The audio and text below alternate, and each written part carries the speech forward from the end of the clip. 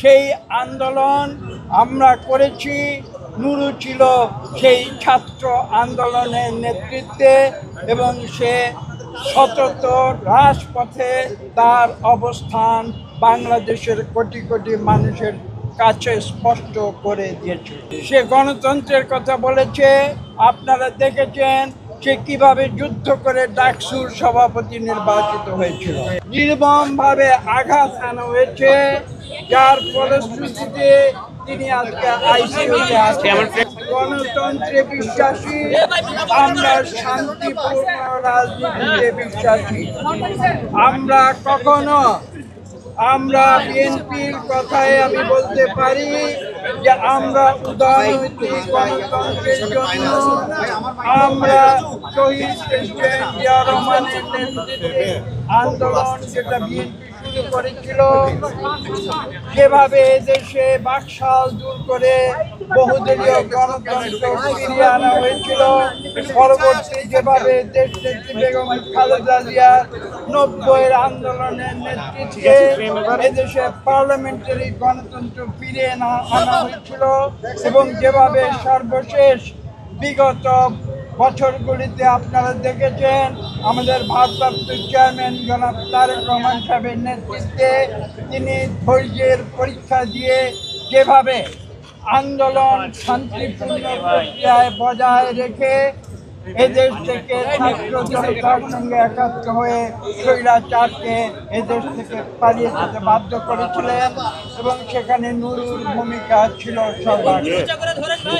আজকে দুঃখের সঙ্গে বলতে হয় যে কেন তাকে এই পরিণতিতে আসতে হয়েছে।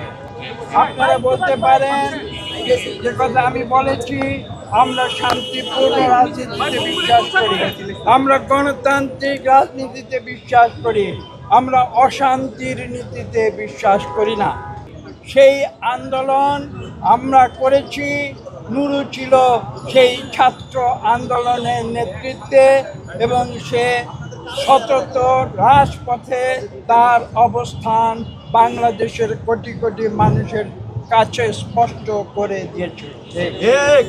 সে গণতন্ত্রের কথা বলেছে।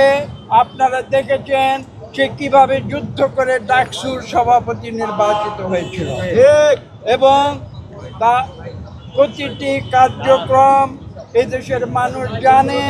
তাকে এই নির্মম নির্যাতনের শিকার হতে হবে, এটা বাংলাদেশের কোনো মানুষ মেনে নিতে পারে না।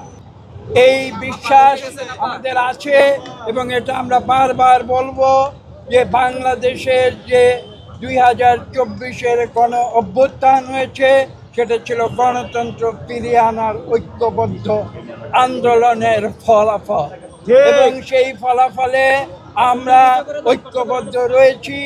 আমরা বিশ্বাস করি যে আমরা যে গত 2024-এর অগাস্ট থেকে যে রূপান্তর প্রক্রিয়া শুরু হয়েছে, গণতন্ত্রের রূপান্তরের যে প্রক্রিয়া শুরু হয়েছে, সেই প্রক্রিয়া আমরা অতি শীঘ্র সম্পন্ন করব, যাতে করে গতকাল নুরুর উপরে যে ঘটনা হয়েছে, যে অত্যাচার হয়েছে, যে জুলুম হয়েছে, সেটার জন্য এদেশে আর কোনোদিন পুনরাবৃত্তি না হয়। গণতান্ত্রিক প্রক্রিয়া বাংলাদেশে কার্যকর করার একটি মাত্র উপায়, সেটি হচ্ছে সুষ্ঠু এবং নিরপেক্ষ নির্বাচন।